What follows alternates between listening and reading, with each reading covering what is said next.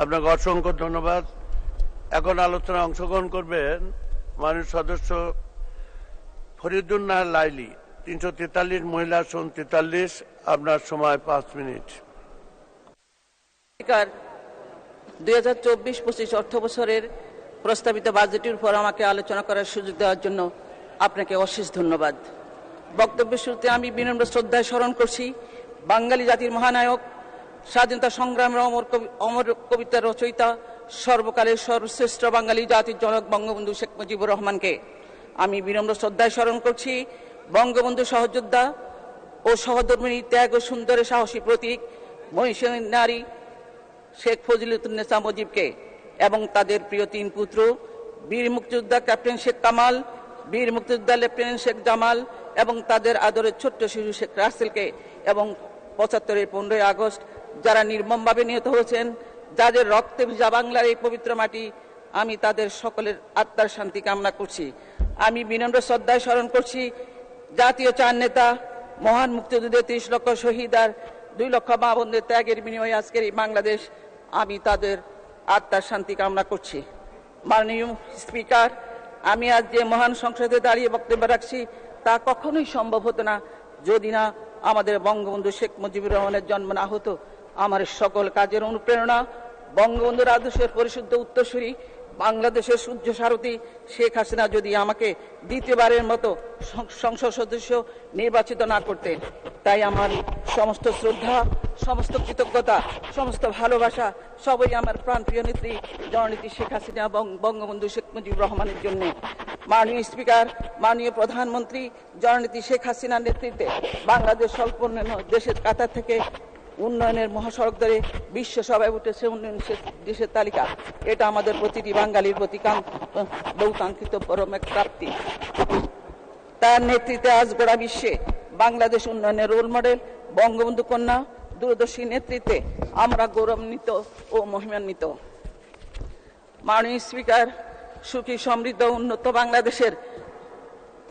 বাংলাদেশ গড়ার অঙ্গীকার নিয়ে অর্থমন্ত্রী 2024-25 অর্থ বছরে 7,97,000 কোটি টাকার বাজেটে মহান সংসদে উপস্থাপন করেছেন। মাননীয় অর্থমন্ত্রী এবারে বাজেট প্রণয়ন করতে গিয়ে অর্থনীতিতে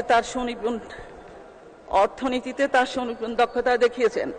মাননীয় প্রধানমন্ত্রী জননেত্রী শেখ হাসিনার সার্বিক দিক নির্দেশনা বৈশ্বিক অর্থনৈতিক অনিশ্চয়তার মাঝেও এমন একটি বাজেট প্রস্তাব করায় আমি মাননীয় অর্থমন্ত্রীকে আন্তরিক ধন্যবাদ জানাচ্ছি। মাননীয় স্পিকার, সংসদ এবং সংসদের বাহিরে সরকারের ঋণ নিয়ে অহেতুক গাল গল্প হচ্ছে। বাস্তবতা হচ্ছে সরকার ঋণ নিয়ে মেগা প্রকল্প বাস্তবায়ন করছে, যার সুফল জনগণ পেতে শুরু করেছে। উন্নয়নমূলক কাজের জন্য ঋণ গ্রহণ প্রবণতা বিশ্বব্যাপী বিদ্যমান। তাই আশার বাণী হচ্ছে জননেত্রী শেখ হাসিনা সরকারের সঠিক সিদ্ধান্ত গ্রহণের কারণে আমাদের ঋণ ব্যবস্থাপনা সহনীয় পর্যায়ে রয়েছে, যা IMF তাদের প্রতিবেদনে উল্লেখ করেছে। মাননীয় প্রধানমন্ত্রী, মাননীয় স্পিকার, এবারের বাজেট উচ্চ আয়ের মানুষের জন্য, উচ্চ কর এবং নিম্ন আয়ের মানুষের জন্য তাদের আয়ের আনুপাতিক হারে কর ধার্যের প্রস্তাব করা হয়েছে। সামাজিক নিরাপত্তা বেষ্টনী কর্মসূচি ও শিক্ষা খাতে বরাদ্দ বাড়ানো হয়েছে এবং নিম্ন আয়ের মানুষের ভোগান্তি কমাতে সব ধরনের ব্যবস্থা নিশ্চিত করা হয়েছে। স্বাস্থ্য ঝুঁকি কমাতে সব ধরনের নিশ্চিত ব্যবস্থা করা হয়েছে। স্বাস্থ্য ঝুঁকি মোকাবিলার জন্য এবারে বাজেটে স্বাস্থ্য খাতে 2,000 কোটি টাকা বিশেষ বরাদ্দের প্রস্তাব করা হয়েছে, যা নিঃসন্দেহে জননেত্রী শেখ হাসিনা সরকারের দূরদৃষ্টি সম্পন্ন যুগান্তকারী পদক্ষেপ। মাননীয় স্পিকার, নারী ও শিশুদের উন্নয়নে সরকার সর্বদা কাজ করে যাচ্ছে। এবারের বাজেট মহিলা ও শিশু বিষয়ক মন্ত্রণালয় বরাদ্দ অতীতের তুলনায় বৃদ্ধি পেয়েছে। ভবিষ্যৎ প্রজন্মের জন্য বাসযোগ্য পৃথিবী গড়ে তোলার লক্ষ্যে সরকার সর্বদা সচেষ্ট রয়েছে। জলবায়ু পরিবর্তন জনিত ঝুঁকি মোকাবিলার বিষয়টি সরকার সকল উন্নয়ন পরিকল্পনা গুরুত্ব সহকারে স্থান পেয়েছে।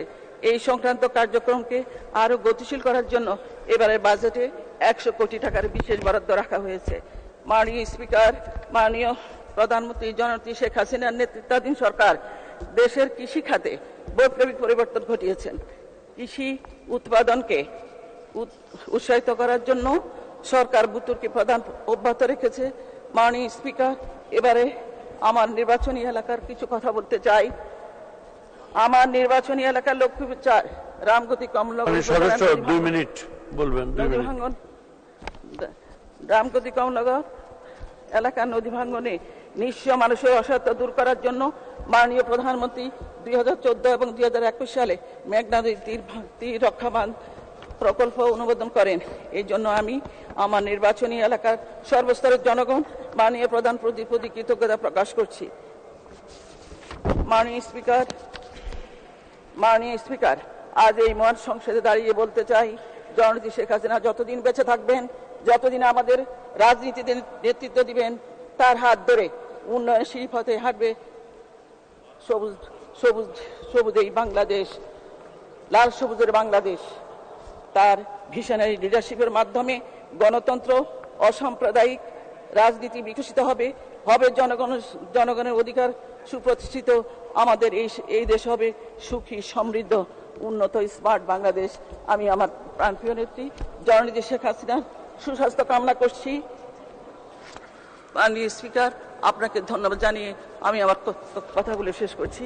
খোদা হাফেজ। জয় বাংলা, জয় বঙ্গবন্ধু, বাংলাদেশ চিরজীবী হোক। ধন্যবাদ মাননীয় সদস্য, আপনাকে অসংখ্য ধন্যবাদ।